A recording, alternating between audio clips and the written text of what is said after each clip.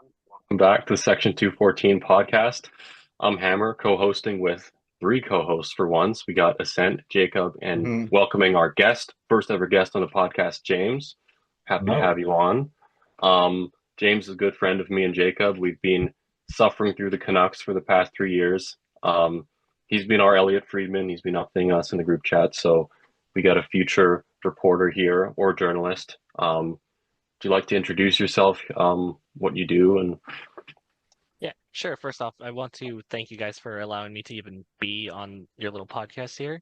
As for what I do personally, I am entering the second year of a journalism program at BCIT. And as a little side gig, during this past summer, I started up my own little hockey website called puckdropnhl.ca. You guys can visit that after um, the Yeah, conclusion of this podcast. we'll put that link in the description for sure. Right, the little slight sponsorship, I guess. I've done it before with the Cerebral Palsy Association of BC, so so that's kind of like a second kind of like a little plug-in for our podcast for your website. So Thank you. Absolutely happy to do yeah. that. NHL. And I know how quickly you've been reporting us in group chat, so I know you'll do a good job on that. So, yeah, this episode it's our bye-week episode, and a bit more Mm. exciting than our last one because we got more than a full crew for once. So we started off 100, with asking. 200% of the crew this time instead of 100. Because We'll James be is asking James a few questions, and we'll be running through Jacob's CFL Fun Facts book. I don't remember if we got a name for that segment. Ascent, did Well, you have here's the one? book here, yeah. and I first I time I using it. I had a placeholder name. I just called it CFL Facts with JS, but my other name for it that I thought about. I mean, I gave like an old man groan about it. I went, oh, this is ridiculous. I was gonna call it the Griddies, like the gritty dance, right? And like because and also gridiron football, right? So it's it's it's a funny name. I mean, hey, it might stick, but I'm that's the only I really like it. name I could kind of. Oh, good. I got like a one vote of confidence. Yeah. It's also an So awful name. So that's my vote of yeah, awful but fun, all the same. So yeah. So there's that. So that's gonna be like the first half of our bi-week episode. The second half is just we're going to be recapping just the game that happened between the Edmonton Elks and the Calgary Stampeders. And oh boy, compared to I will say this, compared to the last two games that were just back and forth and it was down to the wire, and this one, like I chose a bad game to decide to recap because of the importance to the BC Lions and their season, right? But only because this because well, yeah, Calgary beat Edmonton pretty soundly the whole game, but not only that, I mean, for the I think for the rest of the season, we're just hoping that the teams below us start losing more games, and we're we don't have like higher aspirations anymore, right? We're just hoping that the other teams below us start losing, and then we can win enough to keep us in the playoff spot, right? But We got some luck um, on that point this weekend, yeah. but not everything we would have wanted. Not everything, and I'm still mad about that Argos one, but we'll get over that in a bit too. Uh, So yeah, that'll be for like we're gonna be reviewing the other two games that happened in this week, and then we'll be previewing the next week's game, including the one where all the jobs are on the line for both sides, and BC and Ottawa. uh, on the line and as then well. Must-win games at this point of the season.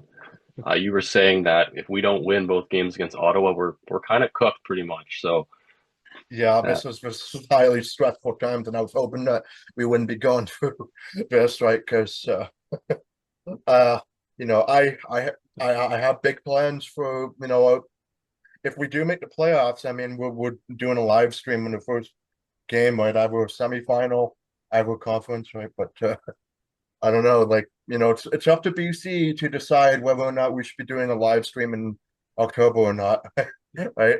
Uh, so yeah, anyways, so yeah, that's gonna be our docket for today's episode. So yeah, I guess first off, the floor is yours, James, and we have questions for you that we thought about. At least I thought about the past few hours. You guys took like a few minutes to get right, but I was thinking about this for a while, and I guess I'll start with my questions for you, James. I have two of them. So one of them is I'll start out with this. So what was your favorite Lions win, either in person or watched on the TV that you've seen? Oh yeah, and I also was going to mention that you did say that you're 18, 19, around that age. So it's like that did inform me what your level of how many games you've watched in the past, right? So yeah. So what's your favorite Lions win? I will say, because I started, I think, watching full time around kind of mid to late 2010s when they were kind of like, kind of near the end of the Wally Wano Yep. days. So, for me, not too many memorable like wins, but I think the biggest one for me would have been, I think it was the 2022 game against Calgary in the postseason, because that was when I was able to go Yeah. to. Oh, that one And was just kind of fantastic. the first time the Lions have been back in the playoffs in a while. Nathan Rourke was the QB, just the deep bombs. Oh, chef's kiss, beautiful. And it gave me hope that like, hey, look at this. This is a team that's going to be competing for at least the next We half could beat the decade or so. Bombers. Yeah, It's we could like, beat the Bombers one day, and then it never happened. yeah. So it was just I was kind of like, I wasn't sad when we lost to the Bombers the next week. I was just like optimistic. And then Nathan Rourke left for the NFL, which did not pan out. briefly, and that's also what kind of made JS briefly hostile towards Nathan Rourke because of him leaving Oh, food. yeah, I remember that. Yeah, it was pretty Anytime, unhinged, blind rage for a anytime there was while. the news of like, oh, Nathan Rourke gets cut, this man's celebrating in the group chat. Yeah, I've tempered my feelings since then. Yeah, you It's had just like, to. whatever. I kind of had to, yeah. kind of have Gotta to. be positive, right? Yeah, I yeah, could go well, on about that for hours, but I will not. He's a nice guy. And he's yeah, also from Victoria, which is where I am right now. So gotta have some Victoria Island solidarity, you know? yeah. And also, I guess also mentioned that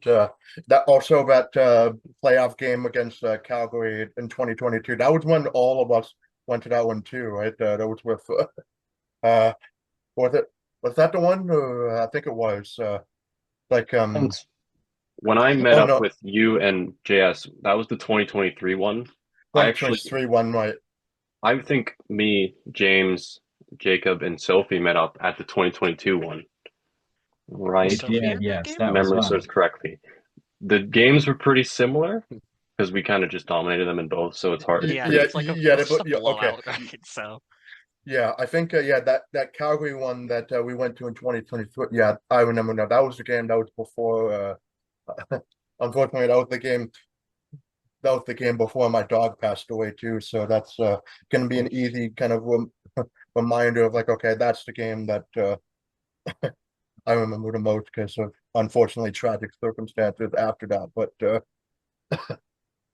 so Big yeah, part. that's good to know about that win.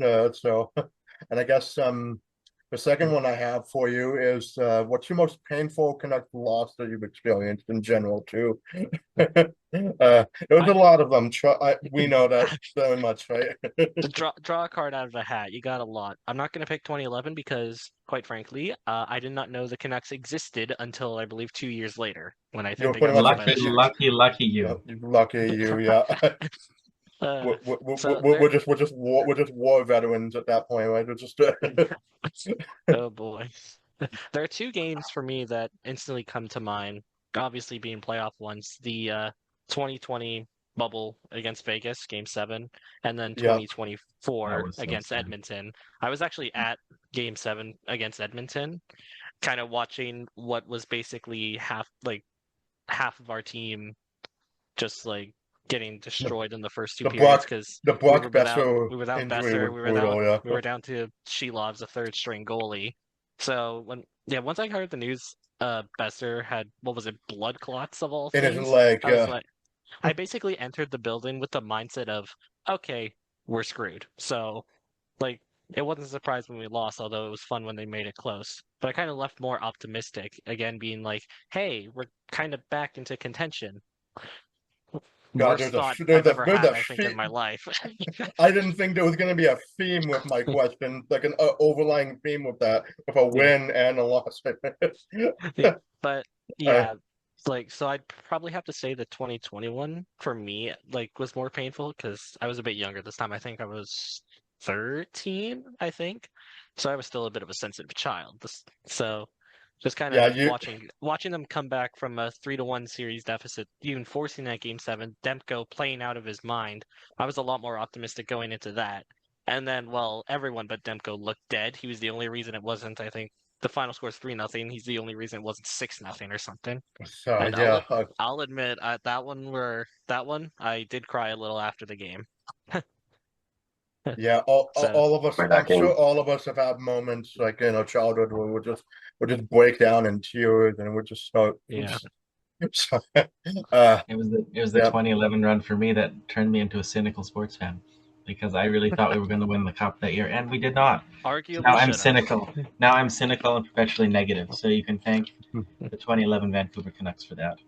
Yeah, Uh, and I was also going to say my cynicism started with the 2004 when the Senators lost to the Leafs in 2004. That was when I was truly dead inside because I'm like the Sens are never going to beat the Leafs in the playoffs ever, and it's still true today. that still stands. So I you basically have given the Maple Leafs two of their last three playoff series wins. God damn it. Uh, I'm never going to live that one Another down, but yeah. I Canucks think loss that my was pretty bad. The group chat I'm in with Jacob and James is called Canucks Therapy, which is very appropriate because we do a lot of suffering in there. And that group chat was born on the day of our seventh straight loss to begin the season in Oh, I 2022. remember that. oh, That And was do so, not so rough. remind me of that year, man. Oh boy. and like we did so much collective suffering that season. That was Uh, a loss. I was just dead inside. Like I usually go to games, and I love the Canucks season because I go to a lot of games and I have fun at all of them. But one of the rare times I walked out of the building and I was just so mad. I'm like, I wish I wasn't here. Um, Yeah. what was it, like 05 and 2? I think our two overtime Yeah. losses were There was against two. I think, You there was know, one against Columbus, and then I forgot the other one. Minnesota, I think. and yeah, then yeah, I think I was at that seventh game too. I went to two games during I think that you big and stretch, and Lucas both went to the game against Carolina. I think that I was think like a we did, 3-2 yeah. loss. And it was depressing. I remember booing at the end, and I almost never boo, but I was so mad about that one. mm, Didn't they yeah. break the record for most multi-goal leads blown in a season at like the halfway point? Like through like 40 something games, they had the most like 2+ goal leads surrendered. There's a lot of them that to go around, but yeah, I was gonna say yeah, common. Yeah, I guess 2021 and 2022 were definitely just all around in terms of like our different sports fandoms. Those were Yeah. the worst years, right? I think yeah, I think that's what made 2022 like the start so painful because obviously you had that hot end to the season under Boudreaux, so you're thinking like, hey, we might do something. This is a sign to the No, people listening. Never put your faith in the Vancouver Canucks, not even a smidge, because they will crush it. they will rip your heart out and they will feed it to the portal. it's, No, yeah, they'll feed it to the lava like Kali Ma does in Waiter, not Waiter, the Temple of Doom, right? uh, so yeah, I guess who wants to ask James next? I guess I'm it's going my off. question coming up next. We got them kind of listed here in the chat in order. What would be your most unhinged sports moment ever? It could either be a live event or a game that you've watched. Um, so I will like it. I guess I have two technically. One of them was a BC Lions game. Well, actually, no, it wasn't a BC Lions game. It was actually the Grey Cup when it was at BC Place last year. I don't remember if you guys were watching near the end of the game, but I guess there was a streaker on the field, like a topless Yeah, woman or something. There I wasn't was, sure why yes, they I were yeah, remember showing that. the, and I then I stayed looked the whole down, game. Yeah, yeah, That was and then I yeah, looked wild. down yeah. to like the far end of the field. I'm like, hold on, that's a topless woman or something like that. I I wasn't think sure, but I think in that in when we did that game recap for the Grey Cup game that we were at, I did mention that there was a streaker there, but and then Jay said we won't talk anymore of that because it's a family show, right? It's it I is mean, an Forgot idiot about on the that. my field. bad. Yeah, I mean, there was I have a another pretty moment. It good was memory two for that kind weeks. of stuff. Yeah. Yeah. There was another moment 2 weeks ago. I was at a Vancouver Canadians game with my softball team. We suck, by the way. We do not win games, but we were there for the fun of it. Just one last get together for the year. And I think it was maybe the fifth inning or something like that. When we're all talking, we're watching the play, and suddenly I see somebody running. Now, for a second, I thought it was a staff member, but then I looked and I'm like, that's not a jersey. We got a hooligan out there. Now, for me, what I typically expect from someone running across the field is either they're probably like half like nude at that point, or they're trying to run from the cops, which at least make it entertaining if you're going to get kicked out of the stadium. This guy just jogs and slides into second, then third, then stands with his arms up like this at home for a solid like 10 seconds, says something to the umpire, and then just walks off. And this whole time, like the second he walks off, security has just gotten onto the field. It was Oh, actually the slowest response. It took a solid 30 seconds at least for even one of them on the complete opposite end of the field to start running in. And at this point, the guy's like, "Yeah, I've had my fun. I can leave now." And so we were all wow. just like booing. That's so single A, honestly. I mean, the lack of security and just I don't know Even what then, to say about that. Oh no! Oh even then, no! I've seen Oh them respond quicker. yeah. Well, there's. I think even in Lions games, I mean, yeah, the security like usually see them a few seconds after a streak was on, or just. But it must have been like a full 10 or 20 seconds before you see any semblance of security guards. Right?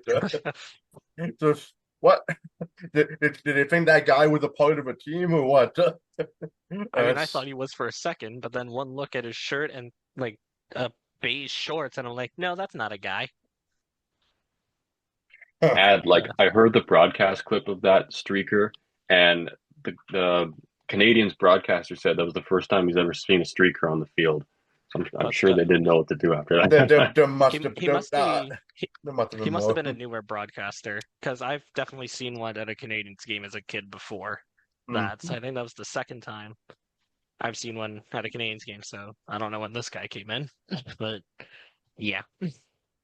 Yeah, I haven't seen well. Whenever I go to Mariners games, with the Orioles, like it's funny. I've never seen streakers there, but then I think about it, and like, oh, it's usually between two. Well, the Orioles were bad, but then the Mariners are mid.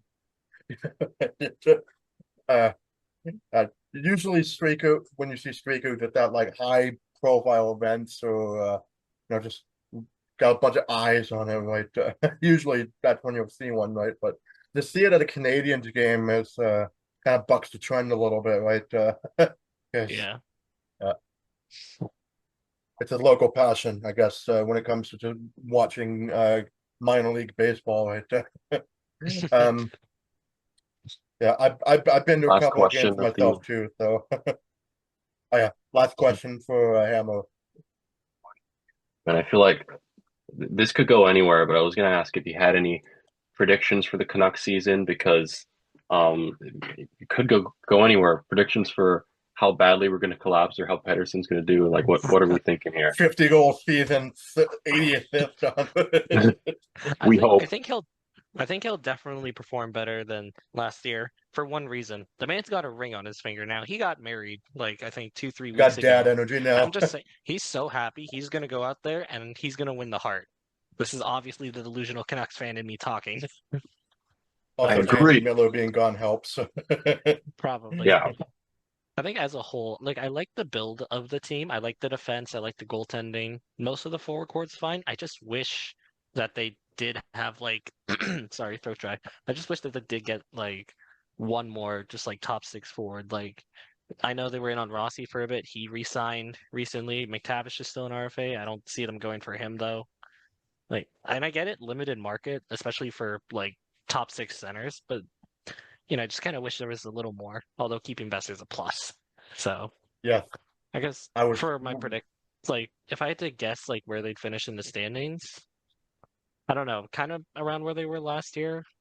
Like maybe in a wild card spot if everything goes right, maybe like third in the division. That's Yeah, mostly on the because more optimistic side of things. I was gonna say, yeah, because people forget that even though last year was a very much a disappointment for the Canucks, I mean, they didn't do that terribly, right? I mean, they were in it until pretty much the last couple weeks of the season, right? And I still it was, remember that game against Dallas where yeah, they lost and get eliminated. they blew a It was 5-2 lead, right? It was good. within the last minute. Like this is the one time where I'm like, okay, yay, the Canucks lose, the suffering's over, and then they do that. They win. They stay alive for just it's 12 One more day, I think. hours, right?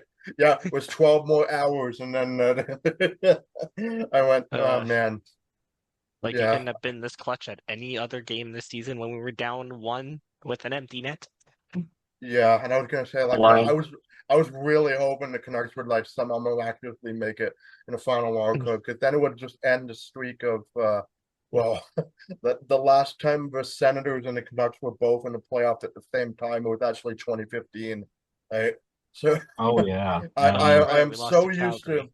yeah I was so used to either one or the other team being good and never both at the same time, right? But, I'm hoping next year that changes, right? But yeah, only time will tell. And yeah, at least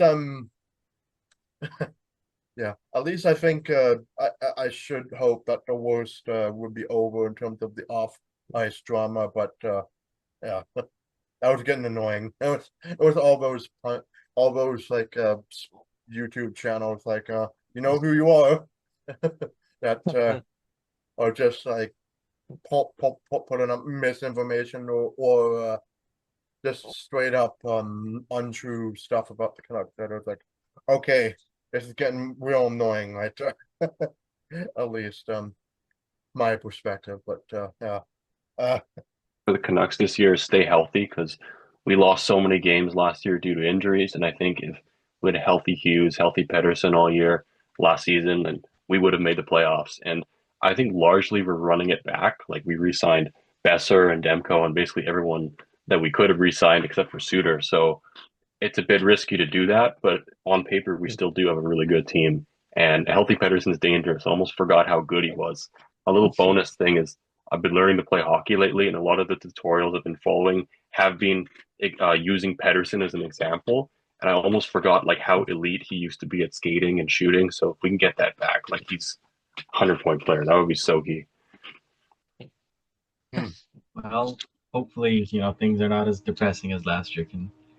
Just I just no want us to locker have room drama, please. something like 2024. When the whole city falls in love with the Canucks. I just want us to have that again. that was Maybe that'd be yeah. really, really, really nice.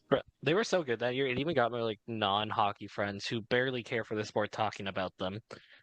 So, like That's that's what how I hope much for a too. good season can do. Yeah, Absolutely.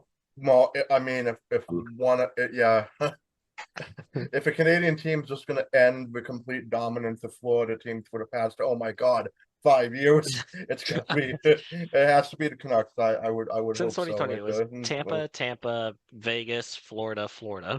So No, just no, outside, bit of a run. Oh, Colorado Colorado, I forgot about versus them. My no, bad. yeah, Tampa, Colorado versus Tampa, Vegas versus Florida, and then Edmonton and Florida twice. Uh, Winning. That's All that terrible. matters is Edmonton lost. Edmonton lost. Hell yeah. yes, that was my favorite, and the Habs lost too. I was happy about that too. But again, totally not biased at all, right? Uh, so I don't mind Montreal too much. yeah, sure. Well, sure, but I'm pretty sure you don't have a dad that cheers for them on the regular and Oh, always brings up 24 Stanley Cups whenever he had the chance. And I'm going, Dad, I root for a team that has their name on the cup like permanently, right? Or The Stanley Cup is last, like being a Yankees fan, saying yeah, literally 27 rings or whatever. something yeah. like that. But You guys don't know what it's like to have a Habs fan as a father. Trust me. I, I mean, I don't have that. My dad's a Rangers fan, so I Oh, mean, that's Nice. not as it's interesting. He still cheers for the Canucks, but I think his main other team is definitely New York. yeah, Actually, that's 94. he's That I actually was gonna seems to say, be the case for most other sports he follows. He's also a Mets and Giants fan. oh, uh, He Feel loves bad. oh my 86. goodness. He loves, I think it was 92 when the Giants won against Buffalo or something like that. Basically, anytime he makes a major bet on a New York team and they win, he becomes a lifelong suffering fan of them, especially Oh, the Giants. yeah. Can you tell him thanks for Saquon? I, I'm sure he hears I'll that a lot from the Eagles, but uh, thankfully he's not on social media at all, so he doesn't get that. But I will make sure to tell him.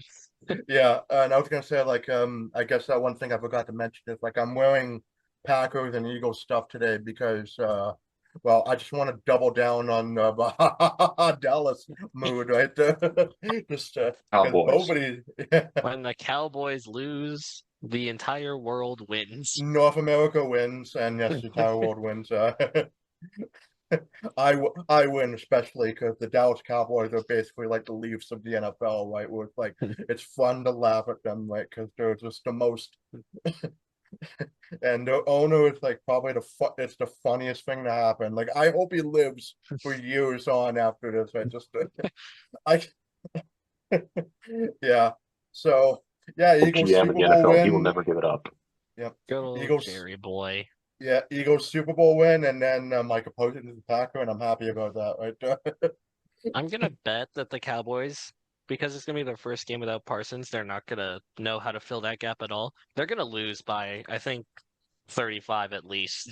That's Oh just yeah, my personal opinion. they're going to be they're pretty much they're on the road against Philadelphia for the game Yeah, against them on Thursday. yeah. So You don't yep. lose a top five player, arguably top five player in the league, just like a week and a half before the season starts, and expect to not feel that uh giant gaping hole in the defense. Yeah, well, shit happens, but I mean, like, yeah, I'll be like, well, win or lose, I mean, the Eagles are gonna wave their Super Bowl banner in front of them. It's like, but the Cowboys laughed at the Eagles constantly for years, right? Because and now it's like we have two, and then we might even get three. It might be threatening them, right? Just for the counts, right? Yeah. Scores post 2000 is Eagles 2 and Cowboys 0. With So 0 and Giants too, but that's Commanders could get one maybe in like 4 years. oh, I They hope have not, better but chance than the Cowboys. yeah. Jaden Yeah, Daniels over Dak, I think. they actually paid Terry McLaurin, so Yeah, yeah. So I guess that get that out of the way. I guess we can also get into the well. I guess I can call it the Griddies with JS now. Uh, the We CFL need to come. We need fun to come up with facts. we need to come up with a graphic for this segment. we do. Yeah, I'll think of something. Same thing. Oh, Well, I who can. knows? I Maybe can. I'll hop onto like Canva or something after, see if I can make something. There you go. I'd love that. That'd be a So nice gift. Yeah. I have this cute little book here called Weird Facts About Canadian Football by Stephen Drake. I want to make sure I give credit to the author. And my grandmother got this book for me. Oh my goodness. Probably would have been 12, 13 years ago. I think it was a birthday present. And I've I was just about held on to. to it. I'm Yeah, when sorry? was the book written? The Like, or book was published rather? published So yeah, circa in 2009. So there's a lot of CFL lore that is not in here. All right. But it's got all sorts of wild stories in here, and I think for future bi-week episodes, I'm going to get into more detail in reading some of these stories. But I'm just going to read you some of the fun facts on the back cover right now. mhm. Let me see here. Okay, so this is a fun one here. In 1974, there was I guess there's some sort of American football league, kind of lower level league starting up.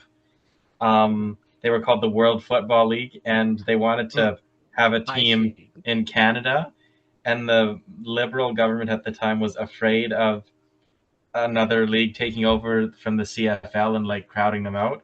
So Huh. they passed legislation to Cute. prevent this from happening, and the team known as the Toronto Northmen moved south of the border to become the Memphis Southmen. I wonder how they felt about the American expansion teams in like the mid '90s then, right?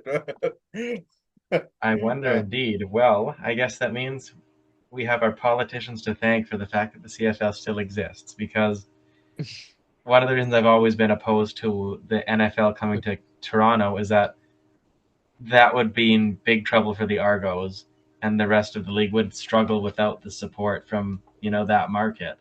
So I guess the politicians of the 1970s agreed with me. Okay, here's a really good one. During the American expansion years in the 1990s, the short-lived Las Vegas posse trucked yes, in tons of sand and turf to hold their training camp in the parking lot of a sponsoring casino. that's such a Vegas thing. Even before the Golden Knights, I just And also such a CFL thing. The American expansion was a total mess. except for the Yeah. Baltimore team, Except in but Baltimore, Yeah. who Hey, made an two Amer Grey Cups and won one. an American team has won a Grey Cup more recently than a Canadian team has won the Stanley Cup. That is It's a yes, fact true. I keep It's seeing. it's quite remarkable, but it's true. This reminds me, we'll have to watch this together maybe another time. But the first ever CFL game in the United States was played in Las Vegas, and the guy who sang "Oh Canada" didn't know the words, yes, he sang it so like it "Oh came out Christmas Tree." Oh, exactly. oh Canada, our home and native land. It's so hilarious, I and this already, incident uh, actually got like international attention. It was Yeah, and so funny. It was so I was funny, yeah, and and I was we gonna say the guy after that game, he did come to a Hamilton game, and he sang it properly afterwards. he But did. yeah. I guess what happens in Vegas stays in Vegas, and Oh, literally. literally Oh, well, that was now it's all over YouTube, and yeah, it gets constant plays on the TSN list, right, of embarrassing moments or like embarrassing anthem moments, right? right up there with Fergie at the NBA All-Star game. Yeah, and think No, maybe that was from a few years ago. and there was a Senators Penguins playoff game in 2007. There was a lady there that was saying it terribly. She said, "Let me hear you," while singing "Oh Canada." Uh, yeah. Well, okay. I think I'll finish up this segment by reading a quote on the back of the book from Alison Gordon of the Toronto Star. This quote reads, quote, "The football they play is quirky too. That's what makes it unique. That's what makes it Canadian. And that's what makes it worth protecting." It's And still true today. gotta love that. that's why we do our cute little podcast here. Americans Well, like to dig on our sport because there was last year a clip went viral in ESPN and whatever when Toronto won on a missed field goal, but they just kicked it out of the end zone and won the game. Um, that's something you won't see in any other football league. Yeah, I saw so many people calling it stupid, and I'm like, no, that's cool. that's funny, right? It's the point. That's our Plus, sport. I don't care. Yeah, the Lions won on a rouge off on a missed field goal against Toronto, and like, oh man, I'd like to be going back to those days and just and It always again, did make me wonder, like, if a team, when they're that close to the field goal, instead of kicking the field goal when time expires, just punt it into the end zone. It happened once. There was a game I was watching many years ago. The Riders were playing, I forget who they were playing, but they were tied right at the end of the game. They were at about the 40-yard line. And instead of kicking a field goal, they decided to punt. And it got returned out of the end zone. They lost in overtime. Okay. Oh, they tried. yeah, it's just well, again, rouge offs. Oh, I can't believe I'm saying that too, but yeah, rouge Rouge offs. off. Yeah, it's fun. Literally. It's a fun thing to say, but they're they happen very rarely. Right? Usually, usually for the most part, those game-winning field goals are made, right? And if it's a miss, it's either just two points or 3 points off, right? But if it's 1 point or if the tie game, then yeah, it'll happen, right? But yeah, it's just a rouge is great in that, and it also deters returners from kneeling in the end zone. That what the NFL does all the time with touchbacks, And right? kneeling in the end zone is so boring. So I'm When it, glad they have the rule the way they do. the best thing to see is a kick in any form just go all the way to the house. Like, It's just one There's of the just best not parts of the there's not game. many things better than it. And then No, there then isn't. the NFL the last few years, you just see the defenders just running out of the end zone as the ball sails over their heads through it, and it's like, no. Yeah, but they tried to fix it a little bit with the hybrid rule, right? Like Yeah, kind of I did like that. The USFL style like kickoff, right? Or something like Yeah, that. but they stop in the middle of the field, and then it's like uh It yeah, led to and I think slightly more, but at the same time, the kicks were still just going through the end zone anyway. So I don't know, dude. sometimes yeah Maybe move that back 5 yards is all. I just wish they can. Well, we'll never implement a rouge in the NFL. I mean, the day that happens, I'm going to believe the Canucks are going to win the Stanley Cup in the next few. Stranger things have happened, but yeah. Breaking Uh, news: Rouge added to CFL. In other news, there is a massive meteor storm heading for Earth, and we're all gonna die. The Canucks winning the yeah, cup. yeah. Blame some guy in his house and put Moody for that, right? uh, One thing, because the Rouge and the end zone reminded me, it was either last year or the year before where the Elks lost the game because the punt returner accidentally kneeled in the end zone, or he just didn't know the I rules. remember that. Oh forgot about that. yes, Yeah, that that was was so He yeah. funny. I was at a Boston Pizza with my dad because we were golfing that day. He just let it bounce and let it roll into the end zone. Just picked it up and kneeled. And this whole time we're watching it, I'm like, "What are you doing?" I think that was the Elks doing that too, right? So it was Yeah, like yeah. it It could, was in a tie game, so like they could have had the option to just go down and kick a field goal to win, but now they had to at that point, and then they man, didn't. no. I know it's just one of those. I mean, I kind of I'm okay with it if the returner is kind of like a little new to that, but I guess, or even so, I mean, you should know that by training camp or for the preseason, right? That rules exist, right? But I guess momentary lapse of judgments happen, but if it's your first year, but if you're like years into it and then you've forgotten, like, what are you doing, If right? it's like You week forget it. one or something, it's fine, but like that was decently into the year. The Chris Yes. Jones Edmonton era was certainly something, to say Oh the God. least. Oh yeah. I even put one of the recommendations I came across before we started this recording was I came across like CFL low IQ moments compilation video, and the thumbnail was of Chris Jones. I just, yeah. Uh, um, the fact that yeah. that Well, man kept his job for like 2.5 seasons is insane. the fact that he had a job after the way he left Edmonton after 2015, right? It was like a total shock.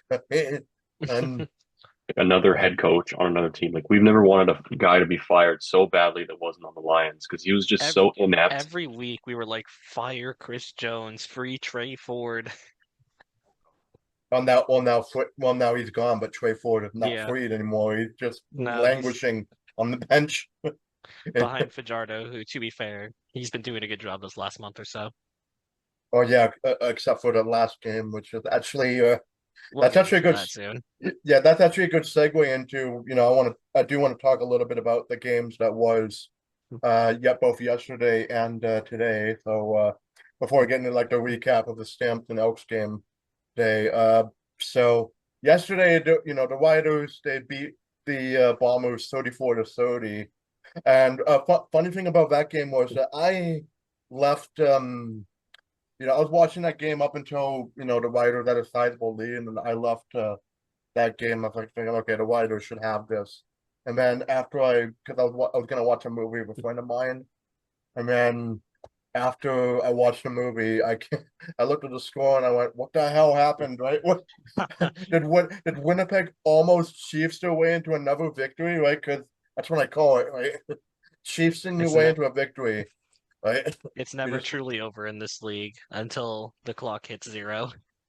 Yeah, and I'm gonna say, I'm glad that the Riders, they held on to win that one at least, because I do know that it was a pick two that they did to keep it from a tie game. But uh, yeah, I was glad the Riders won that game because it was important for at least for BC to Yeah, Bombers now 6-5 on the year. and we're the opposite of that. We're 5-6, but in order to jump Yeah. over them, we have to win. at least Yeah. twice over them, right? And they have to lose one Actually, more the game. Bombers. Actually, those two teams play again next week in Winnipeg this time. Yeah, The the So Banjo Banjo Bowl. Bowl. It's always one of the best yeah, matchups of the year. It's on Saturday, is it? a Saturday at 1 p.m. Yeah, that'll Yeah, be a it's really good game. If I have time, I will try to I have catch some of opera it. going on in a side screen right now, just like that's looking gonna through the schedule. that's gonna be that's gonna be on my birthday too. So like, oh, sweet football game for my birthday, fantastic. None of them will be September. the Lions. Always love that. The Yeah, Lions are the only game that's not on your birthday. That's 3 Saturday games. yeah, it's great. uh, Not but competing yeah, with the NFL. No, thank you. just avoiding that entirely, which I'm like, okay, I'm of course down, but Leadership. so the Riders beating the Bombers, that's good for us. So gives us an opportunity to at least try and tie them in the wins at least. If we can beat Ottawa next week, but we'll see. So yeah, earlier in the day, Toronto beat Hamilton on a very, very, very late field goal. It was a back and forth fourth quarter. Like I watched that most of the first half, and I think most of the fourth quarter. But man, I was so glad I tuned in Yeah. the ending of that game because 30 points in the fourth quarter alone. 17 yeah, That's 14 just Toronto. insane. And yeah, even well, like the way Toronto did the game-winning field goal was similar to what Sean White did against Montreal, like earlier in the season, right? Like Toronto almost lost, right? Because I think it was Purslow that caught the ball, and he ran it. I forgot what it was. I think it was Purslow. Yeah, he caught it. He ran to the sideline. He like he was either going to score a touchdown or the game was going to be over, right? But it was on review. He didn't score the touchdown, but it was 1 second left. Right. I said this could have been an absolute Dominic Rhymes moment, right? Where he didn't go out of the end zone. Or, no, he didn't stop the clock, right? He just got lucky oh, there. Yeah.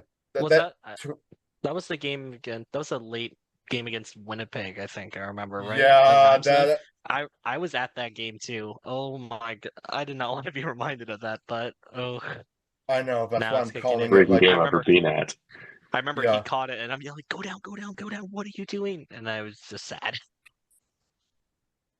Yeah, that's really well. It was in the middle of hatred for the Bombers, but Yeah. that's like I mean, I one of still the hate them, so yeah. All of us are just certified Bombers haters, and uh, yeah. So yeah, again, Toronto like by the skin of their teeth, they won that game, like literally, like 1 second away from losing, and we're sighing in relief. We're going, okay, Toronto lost, and no, no, they won. So that just makes BC the crossover position a lot more precarious, right?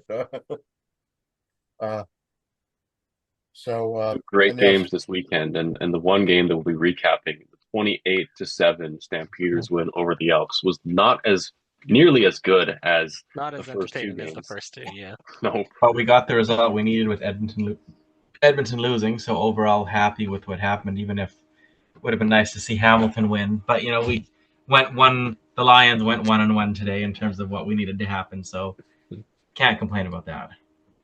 yeah, and like I said, I think from here on out, I think we're going to be focusing, and especially in our next bye week episode in October. I mean, there might be like an important game there. Maybe it's another Edmonton game, but yeah, we're going to be focusing on just the teams that are below us more than above us at this point, right? But uh, yeah. So let's get into the Elks and Stampeders recap, and James, what I did here was like I basically took down like a bunch of paragraphs of notes that I have that are just like I described the plays in, well, not in detail, but more like they eventually pile up so that every game takes up at least a page or a page and a half. And in the note sheet, that amounted to 143 pages of notes from the past 2.5 seasons, or one and a Man. half, right? Uh, Time Yeah, I it's The start up my computer, dedication. it pretty much crashes it because there's so much to load on that document. I know. Never I'm open sorry. that. I don't know if the kiss of death for your computer, but it's like for me, I prefer doing it this way just so I can remember like everything what happened, right? Because you don't want to be going through like a podcast recording where I just forget about most of the game, right? This just helps me remember what happens, right? And yeah, I guess it just starts the first quarter. There's also a couple of pre-game notes that I made before the actual game notes start. So it's like for one thing, it's painful, but Adam Biggill made his Stampeders debut and he's won number one, right? Not Yeah, 44, not I eight, didn't. one. Yeah, I didn't even realize Big Hill went to Calgary until I saw him in the middle of the game. I'm like, is that Adam Big Hill? I was like, I thought he Yeah, was still on Winnipeg, to be honest. well, yeah. I mean, he's on retirement's door pretty much at this point in his career, right? So Yeah, it's Ours been door as around for. well. Yeah, I was hoping that he would sign like maybe like a 1-day contract to retire as a Lion one day, but I don't know. Might be doing it with Winnipeg because he's won more Grey Cups with that team than us. So, yeah. uh, Unfortunately, so yeah. Again, it's painful for me to see him in the Stampeders colors as much as it was seeing him go to Winnipeg. uh, and then of course Edmonton is trying to tie BC's record, and Calgary trying to solidify second place in this game. So obviously, the latter happened rather than the former. Um, Calgary is also wearing the alternate black jerseys in this game, and I saw I love like those. yeah, I I like those better than the regular jerseys, but But when they made the change to their main jerseys, I'm like, go back, please. Like those are hideous. Make this the full-time uniform now. Don't mm, care. well, yeah, they have Candy like a cane winning, jerseys. they have a massive winning record with black jerseys. I think it said there was 36 and 18 in black jerseys all time, right? And that's going back to like the 2000s, right? It's uh, like a 2-to-1 win-loss ratio. That's pretty good. Yeah, I'm curious. So, like, well, maybe we should go back to our orange jerseys because we were more successful in those types. Black is cool and all, but the orange jerseys, like that's what I think of when I think about the BC Lions, right? Like the orange Reeboks jerseys, right? And also the gunmetal jersey that I have. But anyways, so yeah, Calgary won the alternate blacks, and then Calgary returned the opening kickoff to the 49. They're called for procedure on the O-line on 2nd and 5, but then Adams slings it out to Aaron Brooks in the slot to convert for 12. So uh, I don't do stats for game recaps on bye weeks, but I will say Brooks had an amazing game in this one, right? Like not only was he contributing on offense, but also later in the game he had like a pretty really good punt return, I think, for a touchdown, right? So he was MVP of the game in this one right there. Um, so yeah, converted for 12, and then Adams' deep pass to Brooks on second down gets broken up late, the fourth and punt.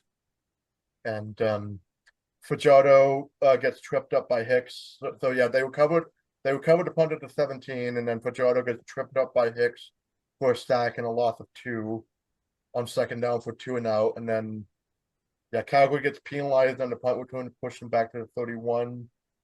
There's a 19-yard conversion to Barnes from Adams on first down, and then Adams has like all the time in the world in the backfield. Because like he did like this crazy RPO play, but then it just nothing came of that. So that was funny. I I, see why I your was notes are so long. You are basically just the game recap play by play. yeah, So I'm the play-by-play guy, right? Yeah, like this is what helps me just talk about the game with the other guys, right? Like yeah, even the little moments get like their time to shine in there too. So but and Always offers especially interesting Less than tidbits. mine. yeah, I was gonna say like especially in this next drive because Calgary for one thing, Rhymes had like an incomplete pass. Well, Adams threw incomplete towards Rhymes, but then he redeemed himself on the very next play. Caught a touchdown pass on the left side for 22 yards to take the early 7-0 lead, right? And But like, okay, Moan BC. yeah, I was Uh, saying, I was saying in the group chat, I was saying like, okay, so far so good. Like, um, in Edmonton on their next possession, like Fajardo's first to get and then a first down to convert for 17, and then he got Arkell Smith for 13. Rankin makes a great effort on a short pass for 9 yards. So basically, he caught it a short pass, and then he like ran through a bunch of defenders just to get it this close to the first down line, right? And uh, um, yeah, there's that. So the easy short yardage conversion, and then yeah, Big Hill.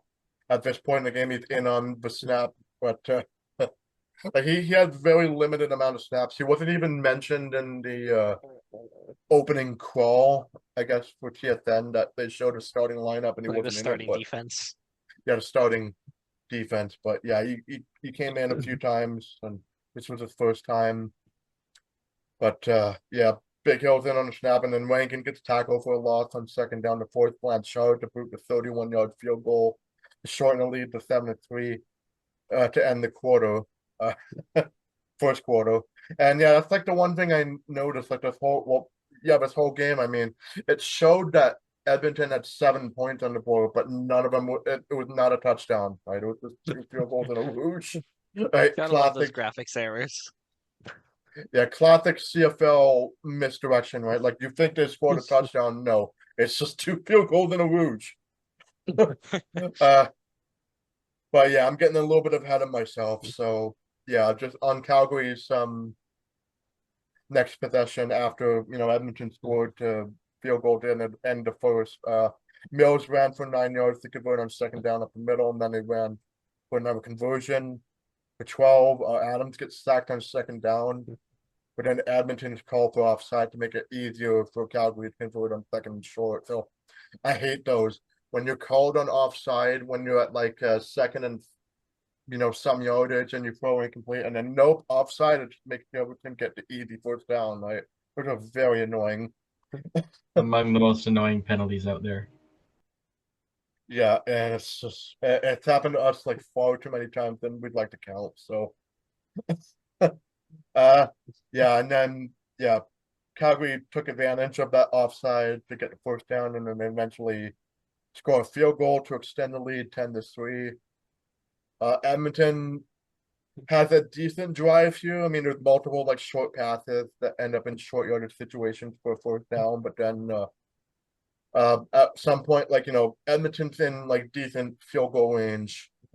Hilaire catches and dodges like two Calgary defenders on second and 8 to convert for 9, and then this is a funny thing that happened because the Elks center, like right as one of the offensive linemen was running across to like change up the formation on the O line, like the center hiked the ball bounces off the O lineman's foot as he was running across, and it was a fumble. I have never seen a fumble like that. Like just off the leg, and it's just like boom, it's a live ball. Calgary recovers, and I'm going like, yeah, they're probably winning this one, right? Because Hockey. That's the only thing that could happen to the Elks. Good luck for the Lions. Good luck for the Lions for once in another game. So for once, we got a lucky bounce, and I'm not going to complain. yeah, yeah, that's like I think that was a moment where I figured Edmonton was going to lose. I mean, for some others, it might have been like later down the line, but I thought like that was like the big indication that it was not Edmonton's day today. And yeah, but Calgary didn't really do a whole lot, much in the second quarter. I mean, there was like a bunch of finagling. There was certainly a bunch of punts and 2-and-outs, and Rankin did have some decent moments in the second quarter too, but it wasn't a whole lot.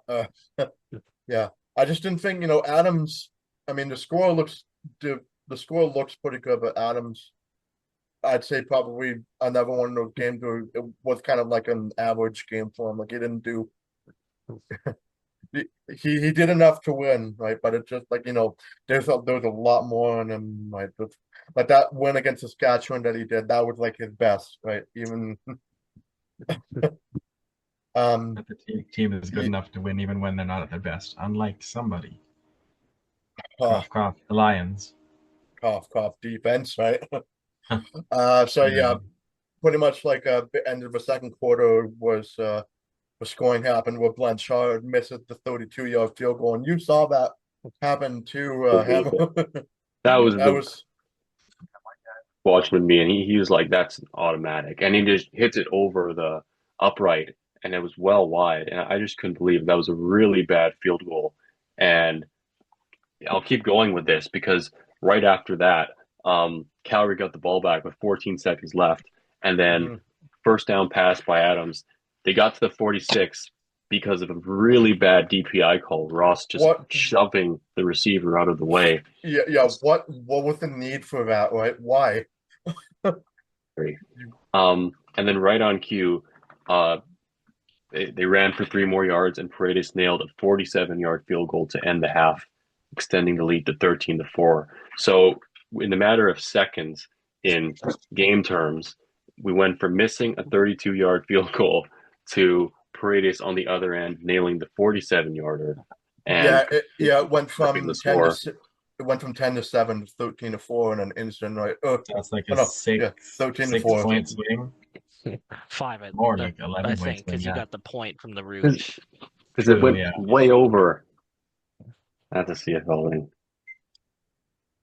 Yeah, it's just again, usually swings like that is like momentum swings like that is like few and far between, but when it happens, it's like it's predictable whenever it happens to the downtrodden team like Edmonton is lately, like although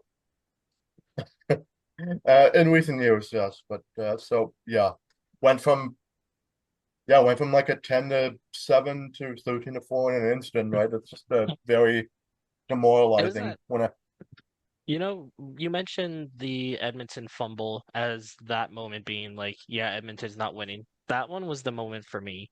And oh I guess was from my perspective, this game as a whole, like for for at least that first half, and then a little bit into the third quarter before the kick return, spoiler alert, it felt mm, like Edmonton, they were in it. It felt like they had a chance to maybe pull off an upset, but then costly turnovers.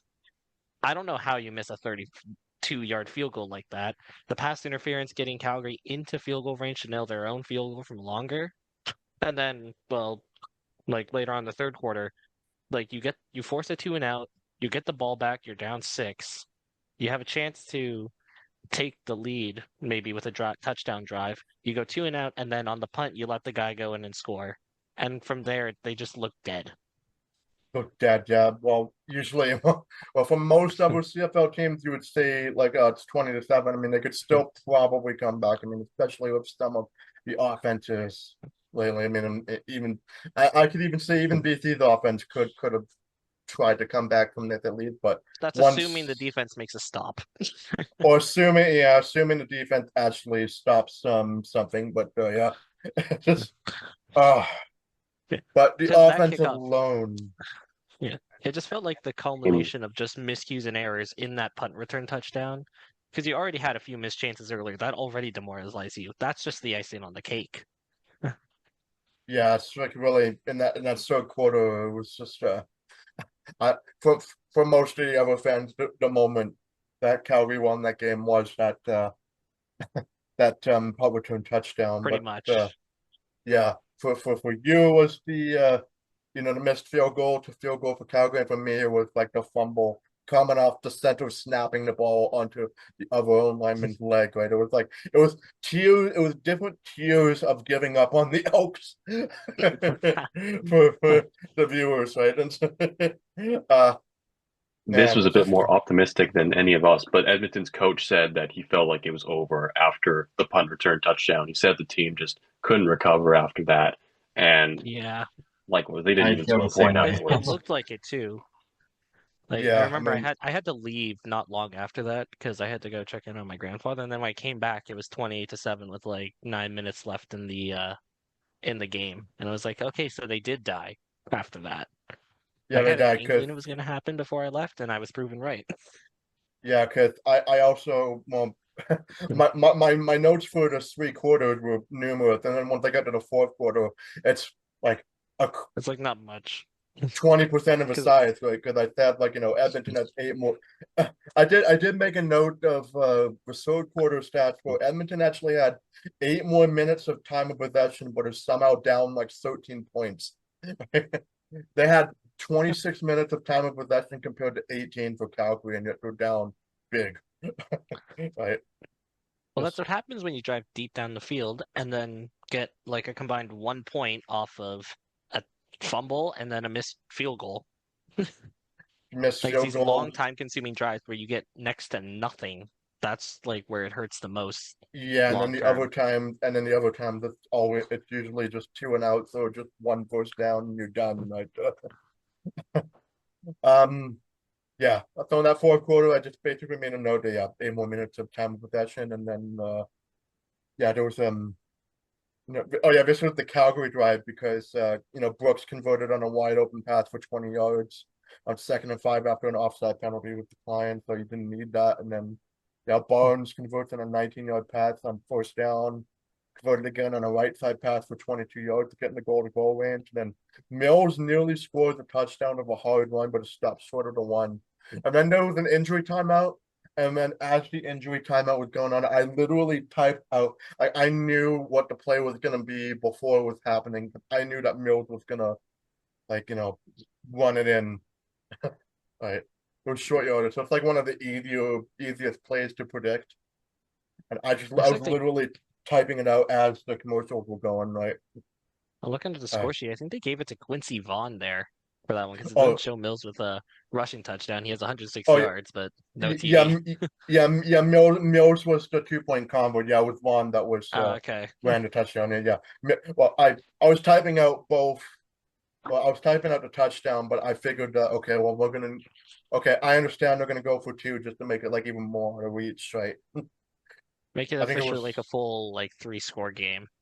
3 score game, and yeah, they accomplished that. And then I basically said, yeah, that effectively makes the game over because I said I take less detailed notes, but it was like really no notes because I was waiting for the game to end because it was in the interest of time shaving for the episode. And then I said, like, yeah, it was proven correct because no more points were scored because Edmonton is prevented from even the garbage time touchdown because they fumbled it on third and goal. And just complete and utter defensive domination from the Stampeders, and I am scared of them. I mean, I've been And scared of them for like most of the season, but I am especially scared because we're coming up on them pretty quick, right? Two games. So, We I just got to think in do our my best inside the Ottawa games and stuff just to really not lock down a playoff spot, and hopefully those Calgary games don't matter so much. But yeah, we hope because maybe I'm too as it negative. as it currently stands, I feel like if I had to pick a Grey Cup winner right now, it'd probably be Calgary. The only one I would kind of like maybe also consider maybe Saskatchewan, but then again, Calgary also has beaten them twice so far. So Yeah, that yeah, I was West just final will say be interesting. yeah, if it does shape out to be Calgary and Saskatchewan, yeah, it'll be uh but Yesterday who was making like a 5 leg parlay of like champions in 5 different leagues. And obviously these what? bets never hit. So he picked like the Thunder, I don't remember. Then there's like Carolina Hurricanes, whatever. I told him pick the Riders. So my money is not on Calgary. So I did tell someone to bet on the Riders winning the Grey Cup, and they did bet on it. But I mean, they have a good shot as long like if they get past Calgary, they got it, I think. yeah, I remember what the other bets were. The other there was like a Hurricanes and Oklahoma City, and I don't know. But oh, Probably a okay, yeah, baseball well, one. I can't even remember. I think he doesn't watch baseball, so you bet like on some Oh, WNBA BS thing. But yeah, I'm like, oh, you're not winning it, so just trust me on the Riders. yeah, bet your entire life savings on the Elks winning the Grey Cup. It'll go great for you. Don't worry Uh-huh. about Yeah, it. bet your life saving on the Canucks winning the cup because that's the baseline for unrealistic things.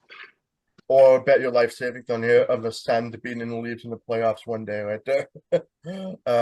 So yeah, as I was saying, like yeah, I mean Edmonton prevented from the garbage time touchdown, so the Elks are basically just reminded of the reason why they're last place because oh it's cute they have like the 3 game winning streak against bad teams, and then like Calgary just like puts the net hammer down on them, right? And it's like nope, you're staying down there, right? So yeah, they basically fell to 4-7 now. That's good news for us as the Lions fans here. And We needed that break, otherwise we would be tied with them, and I don't want to know what happens at that point. But still, we're a game ahead of them, and we played the same number of games as none of this games in hand crap to deal with. Like the Canucks always have to deal with, oh, we're in a playoff spot, but every other team has 10 games in hand. We don't have to worry about that right now. I Thank like how the goodness. one time the Canucks had games in hand was the one time we were actually good in this decade. I know, that's so 24, funny. yeah. Uh, yeah, and of course, as I was saying, the Elks are falling to 4-7, and yeah, Calgary goes up to 8-3. I thought like, okay, well, I thought they were tied with Saskatchewan, but no, they actually Saskatchewan has like one more win. But if They're 9-2. Saskatchewan, yeah, if Saskatchewan loses another game and Calgary wins, then Calgary will leapfrog them for first place because they're undefeated against the West. The Sanditos. I like, can we have that one day? Can we be undefeated against the West one day? It'd be nice. I'd like to see us beat Winnipeg at least. Right. But Uh, I one thing to do beating us. one thing to note about the BC schedule. I'm just checking it here. You know, they've got two of the next three on the road, and then after that, after September 19th, they don't have a road game for more than a month because they have three consecutive home games plus a bye week in there. So that's going to be great to rest up players and heal a bit without travel for almost a month. yeah, I was gonna say that seems to be. I said this in I think it was a couple weeks ago. It was like a commonality that the Lions road games are usually front loaded in the beginning of the season, right? And then the home games start coming late, right? That's going to And happen that would even more next year with the FIFA World Cup coming to Oh, Vancouver. The right. CFL has already technically, said they're gonna mostly backload the home games, so they only have to move out I like to for one or two home games. But we'll probably see the same thing again next year when there's three, like the Lions have four out of five games at home, which you don't generally see. But hey, I'm not complaining. yeah, neither oh, am I. yeah. So yeah, I mean, well, yeah, but yeah, Four next games week are on it'll a be Friday. yeah, next week is going to be like one of those very few remaining road games for us, right? So we're already looking at wounds like losing badly to Toronto. Now we got to go up the QEW to Ottawa. I think that's what you call it, right? I I may be a Sens fan. I'm not as familiar with Ontario's highway infrastructure as I should be, but uh, yeah. So yeah, they basically go the uh, up the coast of the Great Lakes into Ottawa, and then they're gonna try and take advantage of like a similarly mid team, but again, like again, that's like I said, both Ottawa games. It's gonna be both sides with jobs in the line for everybody, right? uh, that's gonna be like yeah, it's gonna be like the first game of the week. So you're gonna be seeing us like we're probably gonna record for the Friday game after that, and then it'll be uploaded on my birthday. So uh Fun. yeah. But does it yeah, Basically, we're the same as we were last season, 5-6 going mm, into Ottawa games. Last season we split one win, one loss, home away. The home game being Touchdown Pacific, which is a year ago now. Crazy. A year ago Um, yeah, We yesterday, need another one. that was a great day. Such a good game, one of the biggest wins of the year, and great stadium too. that was my favorite from game this last year when weekend. we did a yeah, that was my favorite game last year when we debuted our podcast, right? That's we got a group photo, we spent a lot of time in the stopping grounds of JS, right? I I enjoyed my time there, right? Uh, That was lots and lots of fun. but yeah, anyways, so yeah, we got like the Red Blacks game coming up, and then yeah, the Saturday games, my birthday games will be like Tie Cats and Alouettes. So, but Tie Cats are reeling after losing late to the Argos, and then the Alouettes are on like a really bad losing streak themselves too. So, uh, that's gonna be like an early game at 10 a.m. our time. So, uh, boy, it's gonna be a weird one. I don't. I think the Tiger Cats should be able to win that one, but again, I don't know. The East is pretty weak. right? You never know if that one. And then so that's the first game on a Saturday, and then the 1 p.m. game will be the Banjo Bowl will be the Bombers hosting the Riders. Oh boy, I'll give gonna that one to need Winnipeg. They'll get their yeah revenge at home. yeah their home advantage is like incredible, right? Like it's very rare that they lose games at home. It feels like right. Uh, Once in a blue moon. Once in a bloom. Well, yeah, I mean that's why that Ottawa game a couple weeks ago where Pimpleton ran it back and tied the game right, and I was so stoked for that. I wanted to call Hammer immediately, like, oh my God, we're gonna see Winnipeg finally choke a game at home, and they don't do it. So I was if there's available to, but man, that was we were so close to greatness, and Winnipeg choke at home for once. It'll but happen one day.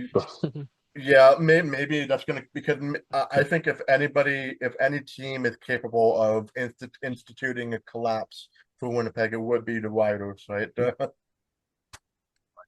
So that yeah, happened. It'll be fun. yeah, so yeah, we're hoping the Riders win that one too, but we'll see. And then of course, yeah, then the Labor Day rematch will be the Stamps and Elks in the latest game at 4 p.m.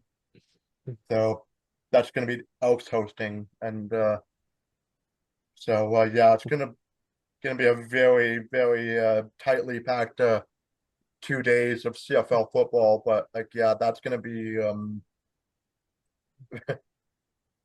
interesting games on all fronts, right? In terms of not only the playoff implications for both the East and Western Conference, but the crossover implications and just like everything, right? Everything's still up in the air with 6 weeks to go in the season now, so for every team, and that's what that's what I kind of like about it, right? Nothing's too decided, right? Like not in terms of best team in the league. I think it's hands down going to be between Calgary and Saskatchewan, right? But Have everything any else is confidence beatable. Yeah, in the East teams right now? The way that they're all literally all falling, like Hamilton, Montreal The with West one's injuries. Hamilton. They're only like 6-4. They've been struggling the six last and little bit. five. Oh, 6-5. Sorry, my thing's not updated fully. Yeah, the 6 and 5 now. If that loss, right? They could have been. Yeah, if they had won that, if they'd hang on to win, it would have been 7-4. But yeah, 6 and 5 now. So yeah, it'll be. Yeah, it'll be funny Eventually, if like the East leader will have a worse record than like the fourth team in the West, right? Which could happen, right? Lions win a few more games, cross over, and then somehow be the best team in the Eastern Division part of the playoffs. And yeah, and then we can finally live out our dream as like Eastern champion BT Lions, right? Like We that's need a never happened. crossover. We need to be the first crossover like champion in since like I don't know a while. Since ever. since ever, yeah, there's never been a crossover representative for Grey Cup, right? The Only closest was Edmonton in 2019, I believe.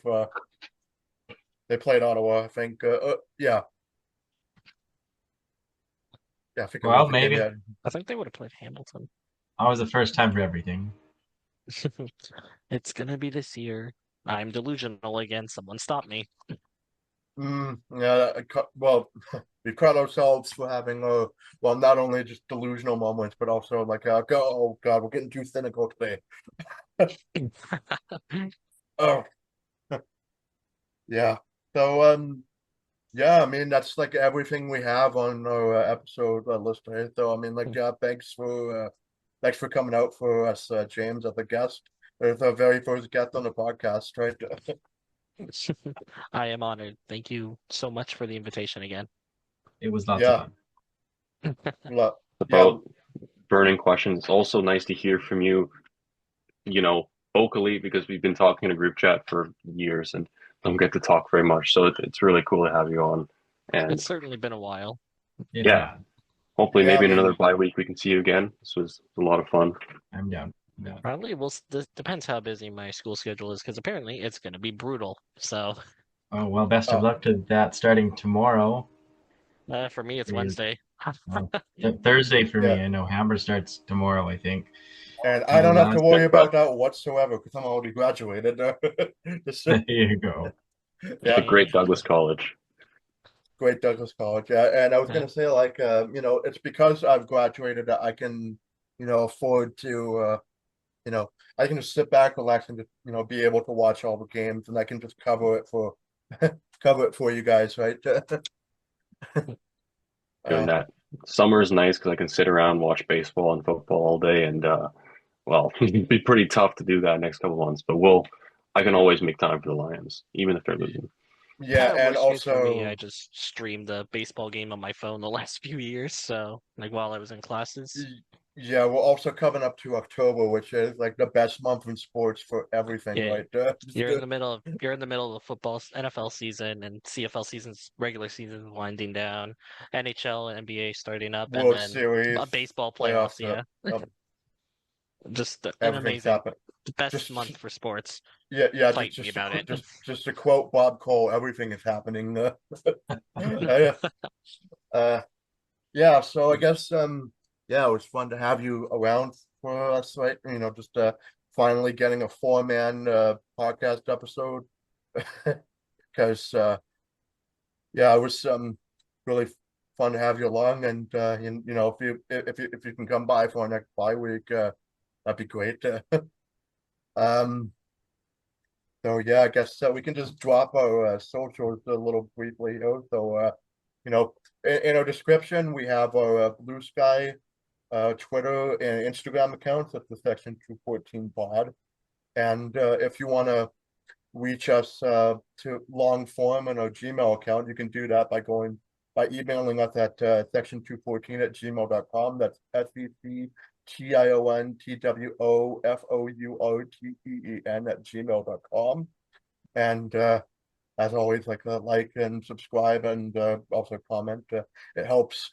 It helps, reading your comments and just criticizing work.